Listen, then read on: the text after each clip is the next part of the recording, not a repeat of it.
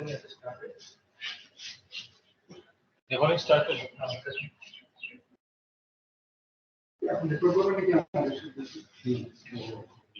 Recording is started.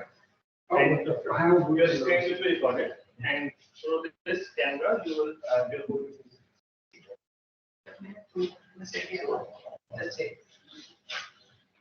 This will work, right? Yes. This will work for this public only. You cannot see this pointer in your so what in camera? Yeah, in camera it will come. Yes, it will come. Great recording.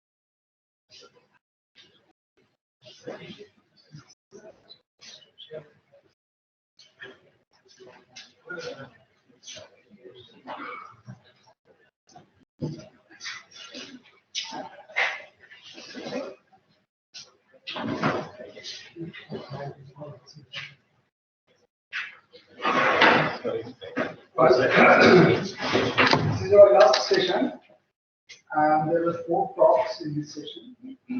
And request the goes to Okay, good evening, and this is the last session, the longer session. So we have 4 speakers. The first speaker is our own from this department. So his title of the talk is Unconventional Approaches to Bosonization in 1 and higher dimension. It's 30 minutes. So after 25 minutes, I will be waving at you, and I will be strictly keeping the time because it's the last session. Don't run away because losing the.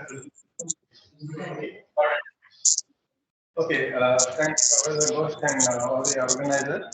So today's talk is going to be on these unconventional approaches to bosonization that we are attending in our group for many years.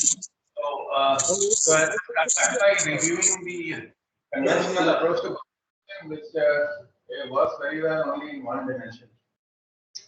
Then I'll explain why we felt dissatisfied with the conventional approach, especially in regards to applying it to systems with strong inhomogeneities. So, which is why, which motivates the introduction of non-parallel approaches to bosonization, which is much more easy to handle when there are impurities in the system. So then I move to something which is far less explored, which is a higher dimensional approach to bosonization. First, okay, so let me explain to you why what is bosonization. So bosonization is basically it's like a non-perturbative approach to studying systems with interacting fermions. So you know that basically matter is made of fermions, the force carriers which are bosons. The material objects are typically fermions, say the electrons.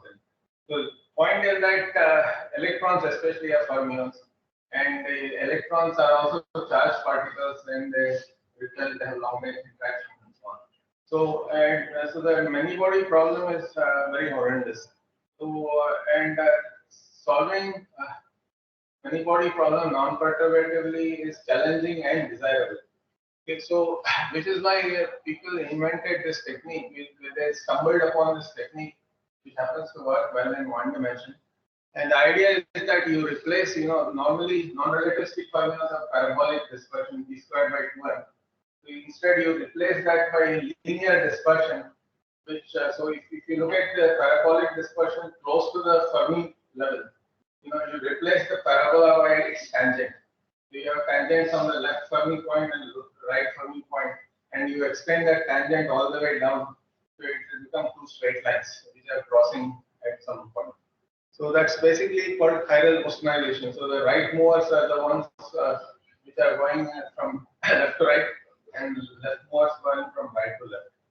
So and these, so the idea is that you can define what are called chiral densities of fermions, which happen to obey these mutual commutation rules, and you can re-express the Fermi field. So that means the annihilation operator of the fermions directly in terms of the bosons.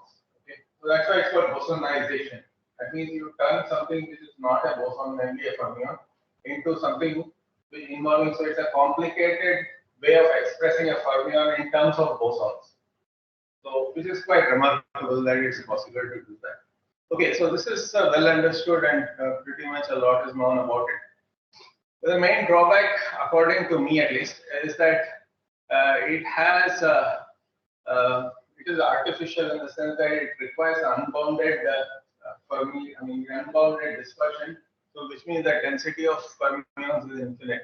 And the other artificial fact is that if your right movers have to anti-commute with the left movers, that doesn't happen naturally. You have to introduce something called flying factors. So in our non-chiral bosonization, we are able to overcome both these issues. Okay, so our approach is quite general. For example, so this is the one which was, I'll show you the published version of this at the end. So the idea is that if you have, so this is of course still in one dimension, but this is this overcomes those two deficiencies. Namely, it doesn't have to be linear dispersion, and it doesn't have to involve chiral thing. So it's anti-commutes without any flying factors and all that. So the idea is that you have this density and you have the current, and you can express the current in terms of the velocity potential, which is pi. And these obey current algebra. So if rho and j have to obey current algebra, then pi and rho have to be mutually conjugate. Okay, so that's well understood. So now the point is, just like we express the Fermi field in terms of bosons, so now these pi's and rho's are now the new bosons. So the velocity potential and its conjugate rho are the bosons. So now how do you express the Fermi field in terms of bosons? And this is what we have proposed, and you can verify that it obeys all these mutually consistent identities. So it obeys that fermion anti-commutation rules. It recovers current algebra, it recovers the form of the current intensities and so on. So it's mutually self-consistent. That is okay. So now, if this u is 1, so this u is needed if we are describing fermions. Okay, if your underlying particles are fermions. But if your underlying particles are boson, you can still do something similar to this, and that's called density phase transformation. You express in terms of density and local phases, basically your local phase and local density. And that is also well understood and studied. And the thing is that the reason why I felt this is, so the density phase transformation, of course, not restricted to one dimension. And you can actually, the motivation for studying this is that gauge transformation become very easy to study in this. So the gauge transformations are just translations of the phase. So and you can actually calculate something called the vortex correlation, which I had published in some time back. And there's a geometrical interpretation that emerges to this vortex correlation, which I have derived. Which basically there's a fine structure constant, and so it's the cotangent of the angles which the loops cross. So if you have a vortex along some loop and another loop, and if they intersect, so they intersect at some point and they make angles. So the reason why, so that's the reason why density phase transformation are useful, because gauge fields are very naturally included. You don't have to fix the gauge to quantize the theory. Okay, so now going back to higher dimensions.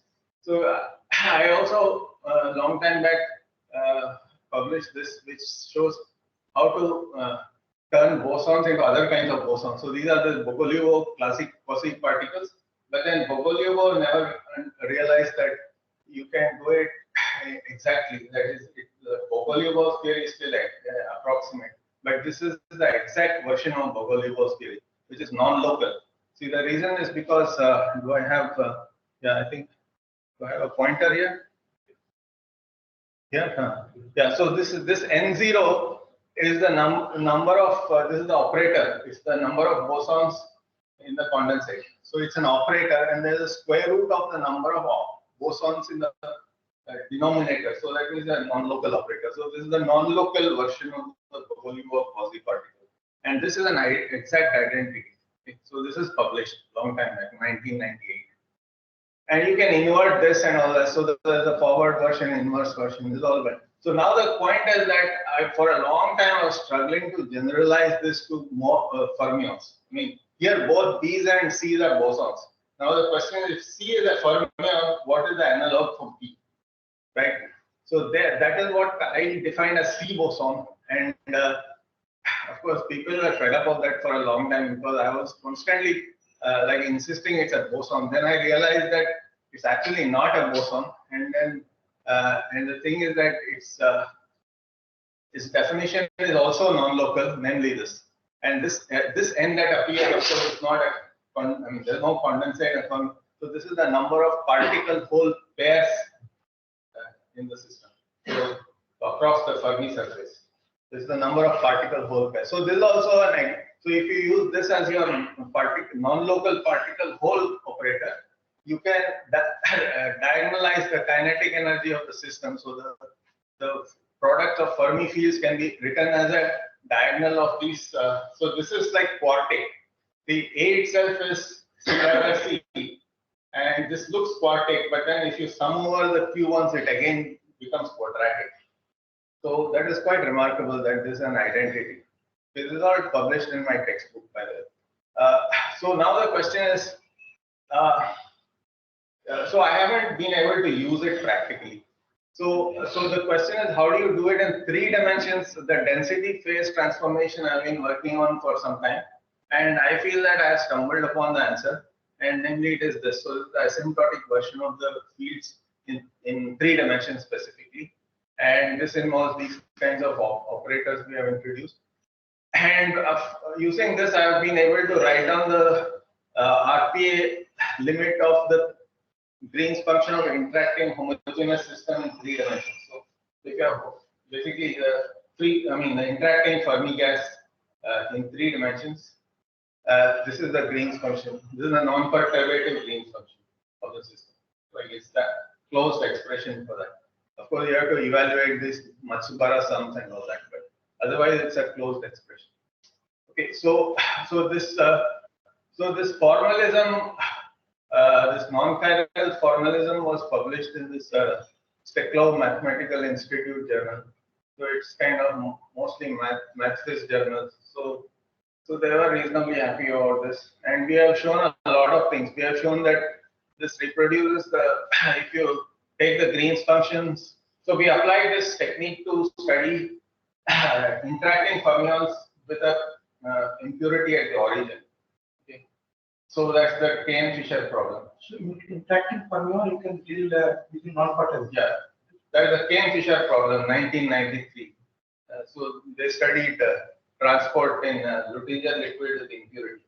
So this is the. So that interaction can be weak or it can be anything. It can be anything, but it cannot be very attractive because yeah, that's another question. If it's very attractive, then your Coulomb velocity becomes imaginary. So that is not allowed. It can be, it cannot be very attractive. It can be very repulsive, but it cannot be very attractive. But it can be anything. Yeah, so that is another project. Like, what is the alternative when the Coulomb velocity becomes imaginary? Conventional approaches are silent about what will happen. So this may tell us what will happen. Anyway, so this is basically the exact Green's function we derived for the interacting fermion with impurity. And when you substitute in the Schwinger-Dyson equation, it's an identity. So I mean, if you send to journals, Fitzgerald will say, do DMRG and show that it's correct. why I don't have to show DMRG. I'm inserting in the defining equation, showing it's an identity. That's all there is to it. The quadratic equation is there. It's like insisting do it numerically. Why should I just take the solution, substitute back in the equation? If it's an identity, it's a solution. So it's referees and editors they stop using their brains. They'll do DMRG. Yeah, they are very orthodox. They are very orthodox and they don't want to think basically. They'll say, okay, this is my decision. But anyway, this is published, so you can read it. So anyway, so these are the, I'm just giving you a few thoughts about what all I'm working on, and I'm trying to persuade people to believe this. Yes. It's not easy. Many people are still not convinced about many things I'm doing. But I'm still doing it because I feel it's important. Okay, thanks for listening to me.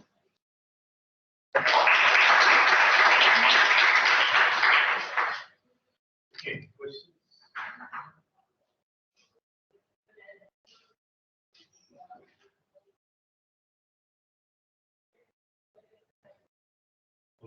So can you tell us a bit more about why non-chirality is required in order to do this kind of bosonization? For chirality, Yeah, so see, the word non-chiral is not very illuminating. It's like pointing to some elephant and calling it, so pointing to some animal and calling it non-elephant. It's not, there are too many things which are not elephants. So this is like that. So see, the point is that it's hard to, terminology is hard to invent. And so this is like the best among the best. So the chiral bosonization is standard terminology. Non-chiral means something which is not chiral. I don't necessarily mean like non-chiral, it's just non-chiral bosonization. It's not non-chiral bosonization. You know what I'm saying? Yeah, it's like not the one. And we heard the talk from Nikhil also.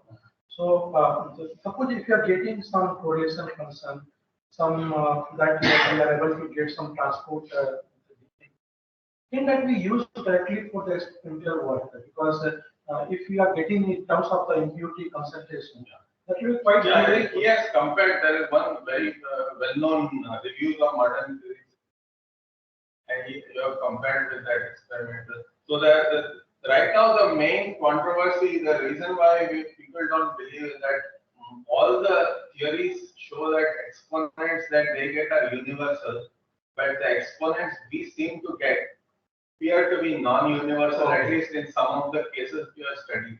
But conversely, the experiments show that exponents are non-universal. Non-universal means they depend on the impurity strength, right? They are not independent of the impurity strength. But yeah, so we are consistent with the experiment, but contradicting pretty much all the theories. So whenever it goes to a theory, as a referee, they will reject without thinking. So, but then at the same time, you cannot, if you say, well, it matches with experiment. But if someone can do DMRG and can get that close to your. But see, we tried, DMRG works for gap systems. These are gapless systems. Yeah, that's the reason why it's not good. But then the referee will have to believe, right? DMRG gives you the same. Yeah, then it goes, now it's not part of science, it's sociology, politics, that sort of thing. Beyond science. Okay, any other question? The DD sign have one thing. We have talked about this C boson for a long time. And now today you are saying that they are not bosons. If I understand correctly. Yeah. Thing is that if you pretend they are bosons, you get the Luttinger liquid exponent correctly. But the thing is, rigorously they are not bosons.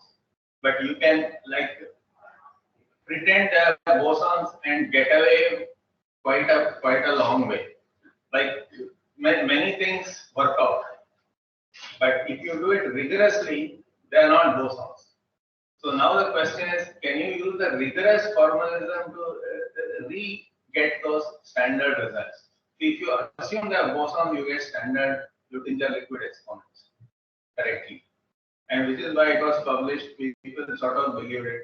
and they stop believing it once they realize that they don't appear to be bosons. Then I actually derived the correct form of that. But now the open question is, how do you use the exact non-local operators which are not bosons to get the exponents of a Luttinger liquid, which is formidable? Yeah, so that's an open question right now. All right, so let's thank Professor Sethi.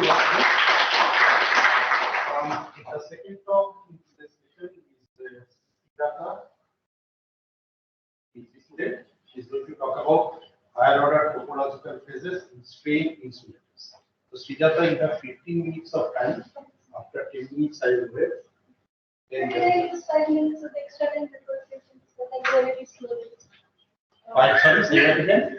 5 minutes of the time.